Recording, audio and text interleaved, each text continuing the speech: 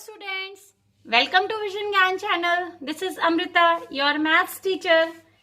आज हम स्टार्ट करेंगे अपने चैप्टर 3 अंडरस्टैंडिंग क्वाड्रिलेटरल्स की फोर्थ एक्सरसाइज से एक्सरसाइज 3.4. आई होप आपको अभी तक की तीनों एक्सरसाइज अच्छे से क्लियर हो गई होंगी. तो चलो स्टार्ट करते हैं एक्सरसाइज 3.4. क्वेश्चन नंबर 1 में गिवन है स्टेट ट्रू और फॉल्स. आपको बताना है ये सही है या गलत है. फर्स्ट दिया हुआ है ऑल रेक्टेंगल्स आर स्क्वायर्स. जितने भी रेक्टेंगल है वो सारे स्क्वायर होंगे. क्या ये सही है? No, this is not true. क्यों? क्योंकि सारे स्क्वायर्स की साइड्स इक्वल होनी चाहिए, लेकिन रेक्टेंगल की तो इक्वल नहीं होती है. तो हम लोग क्या लिखेंगे? फॉल्स. और इसमें ब्रैकेट में क्या लिख सकते हैं? Because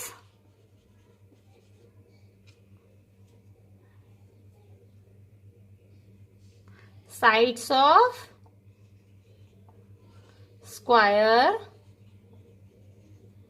are equal. ठीक है, क्लियर है क्यों ये फॉल्स हुआ. नेक्स्ट देखते हैं क्या गिवन है. All rhombuses are parallelograms. जितने भी रोम्बस होंगे वो सारे पैरेललोग्राम होते हैं. हाँ भाई होते हैं, इनके अपोजिट साइड्स इक्वल होती हैं, है ना. तो फिर ये पैरेललोग्राम भी होंगे. तो ये क्या आंसर होगा? ट्रू. इसके लिए आप ब्रैकेट में क्या लिख सकते हो? अपोजिट एंगल्स भी इक्वल होते रोम्बस में. Opposite angles are equal. Parallelogram की जो कंडीशन है वो सेटिस्फाई होती है. And diagonals bisect each other, है ना. डायगोनल्स एक दूसरे को कट भी करते हैं. ठीक है. नेक्स्ट सी में पूछ रहा है all squares are rhombus and rectangles. क्या जितने भी स्क्वायर है सब रोम्बस होंगे और रेक्टेंगल होंगे? यस, होंगे. क्यों? क्योंकि सारे स्क्वायर्स होते हैं उनकी साइड्स इक्वल होती है, एंगल्स इक्वल होते हैं. रोम्बस की भी यही प्रॉपर्टी होती है, opposite sides and opposite angles are equal. ठीक है. इवन रोम्बस में तो सारी साइड इक्वल होती है, नॉट ओनली अपोजिट. तो स्क्वायर तो होगा ही होगा. And also rectangle. क्या सारे स्क्वायर रेक्टेंगल होंगे? हाँ, स्क्वायर तो रेक्टेंगल की प्रॉपर्टी सेटिस्फाई करते हैं. तो आप इसमें लिख सकते हो स्क्वायर्स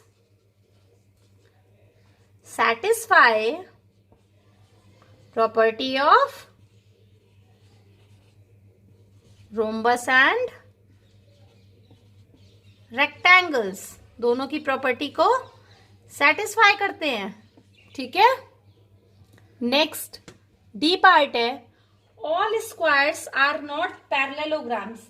क्या सारे स्क्वायर पैरेललोग्राम नहीं होते हैं? गलत है, सारे स्क्वायर पैरेललोग्राम होते हैं. तो ये इसका आंसर क्या होगा? फॉल्स. क्यों?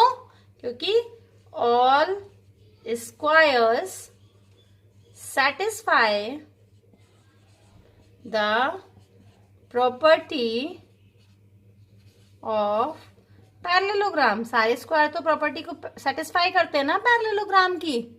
तो फिर आंसर क्या होना चाहिए था? ट्रू. लेकिन यहाँ पे नॉट लिखा हुआ है, आपको ये ध्यान देना है. क्वेश्चन में नॉट गिवन है, इसके मतलब वो कह रहा है कि नहीं सेटिस्फाई करते, बट आपको तो पता है करते हैं. तो फिर ये गलत है. अब इसका ई पार्ट देखते हैं. ई पार्ट है ऑल काइट्स आर रोम्बसेस. क्या सारी काइट रोम्बस होंगी? नो. कैसे हो सकती है रोम्बस? सारी काइट्स की साइड्स क्या इक्वल होती हैं? All sides of kites are not equal. So इसका आंसर क्या होगा? फॉल्स. क्या हम लोग लिख सकते हैं? Since all sides of kites are not equal. ठीक है, क्लियर है. नेक्स्ट पार्ट देखो, दिया है ऑल रोम्बसेस आर काइट्स. क्या सारे रोम्बस काइट होंगे? हाँ, सारे रोम्बस तो काइट होंगे. ट्रू. क्योंकि all sides are equal and और डायगनल्स भी बाइसेक्ट करते हैं, काइट में यही दो चीज होती हैं, and diagonals bisect each other. ठीक है, आपको सिर्फ प्रॉपर्टी चेक करनी है सेटिस्फाई होती भी है या नहीं। नेक्स्ट पार्ट है ऑल पैरेललोग्राम्स आर ट्रेपेजियम। क्या सारे पैरेललोग्राम ट्रेपेजियम होंगे? हाँ होंगे, पैरेललोग्राम क्यों नहीं होंगे ट्रेपेजियम? ट्रेपेजियम सारे पैरेललोग्राम है कि नहीं ये जरूरी नहीं है, लेकिन सारे पैरेललोग्राम तो ट्रेपेजियम होंगे ही। क्यों? अब इसकी कंडीशन क्या लिख सकते हो? Since trapezium has only 2 parallel sides. ठीक है, क्लियर है? नेक्स्ट लास्ट है फर्स्ट क्वेश्चन का, sorry this is H part. Okay, all squares are trapezium. जितने भी स्क्वायर्स होंगे वो ट्रेपेजियम होंगे। हाँ भाई होंगे, क्यों नहीं होंगे? ये तो सेटिस्फाई करती है condition, all squares are trapezium, मतलब कि जितने भी स्क्वायर्स होंगे वो ट्रेपेजियम की प्रॉपर्टी को फॉलो करते हैं। तो since all squares have 2 parallel lines. ठीक है, सारे स्क्वायर्स की अपोजिट लाइंस पैरेलल होती हैं, तो वो ट्रेपेजियम तो बनेंगे ही बनेंगे। ठीक है, नेक्स्ट देखते हैं question number 2। In question number 2 we have to identify all the quadrilaterals that have. आपको सारे क्वाड्रिलेटरल्स के नाम बताने हैं। ए पार्ट में 4 साइड्स ऑफ इक्वल लेंथ, जिसकी चारों साइड की लेंथ इक्वल होती है। आई होप आप सबको पता होगा स्क्वायर, स्क्वायर आपको पता है ना, क्वाड्रिलेटरल होता है और उसकी चारों साइड इक्वल होती हैं। और दूसरा कौन सा होता है? रोम्बस। ठीक है, क्लियर है? नेक्स्ट बी पार्ट में पूछ रहा है 4 राइट एंगल्स। तो 4 राइट एंगल तो 2 ही क्वाड्रिलेटरल के होते हैं, स्क्वायर एंड रेक्टेंगल। ठीक है, क्लियर है? नेक्स्ट देखें question number 3। In question number 3 you have to explain how a square is a quadrilateral. Square को हम क्वाड्रिलेटरल क्यों कह सकते हैं आपको बताना है। क्यों? क्योंकि a square is a 4 sided figure. Square क्या होता है? 4 साइड का होता है। 4 sided figure is called quadrilateral. तो square is a quadrilateral. Clear है? Square is a 4 sided figure. क्यों कह सकते हैं क्वाड्रिलेटरल? ये एक 4 साइडेड फिगर है। क्लियर है? नेक्स्ट, क्यों हम इसे पैरेललोग्राम कह सकते हैं? क्यों? क्योंकि पैरेललोग्राम की क्या प्रॉपर्टी होती है? Opposite sides must be parallel. तो इसकी अपोजिट साइड पैरेलल होती है स्क्वायर की, तो ये एक पैरेललोग्राम भी होगा। Its opposite sides are parallel. ठीक है, नेक्स्ट बोला जा रहा है एक स्क्वायर को हम एक रोम्बस भी क्यों कह सकते हैं? क्यों कह सकते हैं? क्योंकि रोम्बस की क्या प्रॉपर्टी होती है? क्या प्रॉपर्टी होती है रोम्बस की? कि ऑल साइड्स इक्वल होनी चाहिए। स्क्वायर की होती है तो इट इज अ रोम्बस। तो हम लोग लिख सकते हैं अ स्क्वायर इज अ रोम्बस। कैसा रोम्बस होगा? With all sides equal. ठीक है, तो रोम्बस में भी सारी साइड्स इक्वल होती हैं, स्क्वायर में भी इक्वल है, तो स्क्वायर को हम लोग एक रोम्बस कह सकते हैं ना। ठीक है, नेक्स्ट रेक्टेंगल कैसे कह सकते हैं? क्यों? क्योंकि इसका हर एक एंगल 90 डिग्री का है। तो हम इसमें क्या लिख सकते हैं? It is a rectangle with each angle 90 degree. Her angle इसका 90 डिग्री का है। सो एक रेक्टेंगल की तरह भी ट्रीट होता है। तो square is a quadrilateral, it is a parallelogram, it is a rhombus and it is a rectangle. Clear है?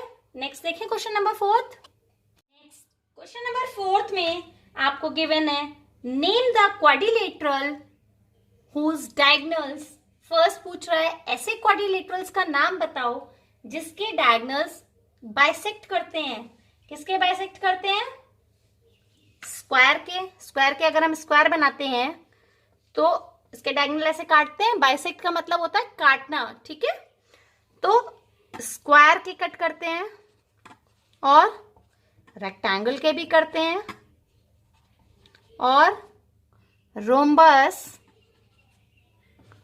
एंड और किसके करते हैं? पैरेललोग्राम के, ठीक है। किसके किसके डायगोनल्स करते हैं? आप बना के फिगर देख सकते हो, उसके डायगोनल्स बनाओ, देखो क्या वो काट रहे हैं, ठीक है। क्लियर है? नेक्स्ट, काटने का मतलब ये नहीं है कि कहीं भी कट करें, ठीक है। Are perpendicular bisectors of each other, जिसके डायगोनल परपेंडिकुलर बाइसेक्टर हो, मतलब 90 डिग्री पे काटे, तो किसके? सिर्फ स्क्वायर के। और किसका कट करता है? रोम्बस का। और किसका कट करते हैं?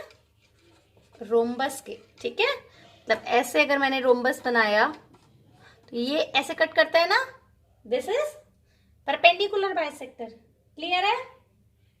नेक्स्ट पूछ रहा है ऐसे क्वाड्रिलेटरल्स का नाम बताओ जिसके डायगोनल इक्वल होंगे। तो किसके डायगोनल बिल्कुल इक्वल होते हैं? स्क्वायर के और रेक्टेंगल के, ठीक है।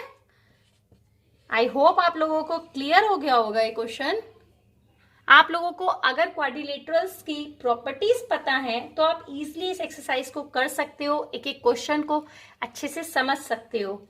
अगर आपको डाउट है, आप सारी प्रॉपर्टीज को पहले लिखिए क्वाड्रिलेटरल्स की एंड देन इस एक्सरसाइज को सॉल्व कीजिए। चलिए हम लोग करते हैं question number 5। In question number 5 you have to explain why rectangle is a convex quadrilateral. आपको बताना है रेक्टेंगल एक कन्वेक्स क्वाड्रिलेटरल क्यों है। इंट्रोडक्शन के वीडियो में हमने डिस्कस किया था कन्वेक्स पॉलीगन क्या होता है। एक ऐसा पॉलीगन जिसके इंटीरियर एंगल्स 180 से छोटे हों। तो क्या रेक्टेंगल के सारे इंटीरियर एंगल 180 से छोटे होते हैं? यस। इसके सारे एंगल्स कितने होते हैं? 90 डिग्री के। तो ये एक कन्वेक्स क्वाड्रिलेटरल होगा। इसमें आप क्या लिख सकते हो? Since all the interior angles of a rectangle are less than 180 degree, so it is a convex quadrilateral. Clear है?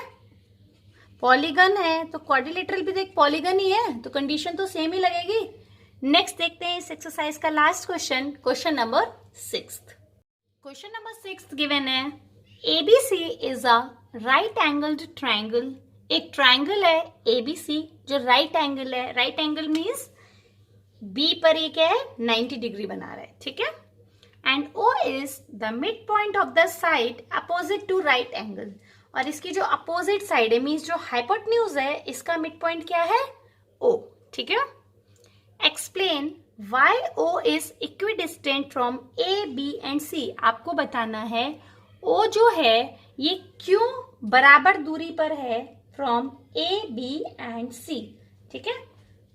अब इस क्वेश्चन को करने के लिए हम क्या करते हैं, थोड़ा सा कंस्ट्रक्शन कर लेते हैं जिससे कि क्लियर हो जाएगा ज्यादा, जिससे कि आपको ज्यादा समझ में आएगा कि O क्यों है इक्विडिस्टेंट।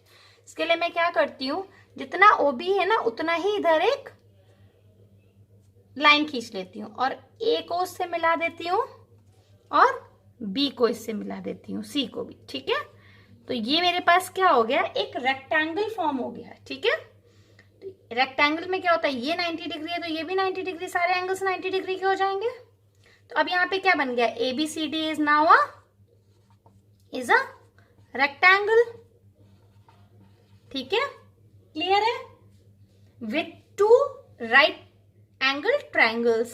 इसमें कितने राइट एंगल ट्राइंगल है? एक मैंने मान लिया ABC, दूसरा ADC, with 2 right angle triangles, ठीक है। अब किसी भी रेक्टेंगल में अगर दो डायगोनल्स, अब ये डायगोनल ही हो गए ना, AC और BD, अगर दो डायगोनल कट कर रहे हैं तो उसको कट करने वाला पॉइंट जो होता है वो मिड पॉइंट हो जाता है। अब यहाँ पे क्या है, O is the mid point of AC and BD, sorry BC नहीं, BD। O किसका मिड पॉइंट है, AC और BD का। और आपको पता है रेक्टेंगल की क्या प्रॉपर्टी होती है, diagonals intersect at mid point, and by the property of rectangle we know, हमको क्या पता है, डायगोनल्स जो होते हैं कहां पर इंटरसेक्ट करते हैं, मिड पॉइंट पर। तो हम लोग कह सकते हैं कि O जो होगा वो बराबर दूरी पर होगा ABC से। तो जब ये मिड पॉइंट पे काट रहा है तो ये और ये बराबर होंगे, ऐसे ये और ये बराबर होगा। तो O क्या होगा, इसकी दूरी इससे इससे इससे बराबर होगी। So we can say O is equidistant from ABC point. Clear है? ठीक है, चलिए यहीं पर हमारा ये चैप्टर फिनिश होता है। आप लोगों को आई होप क्वाड्रिलेटरल्स क्लियर हो गया होगा। अगर किसी को भी डाउट है प्लीज कमेंट सेक्शन में कमेंट करके पूछो। Thank you.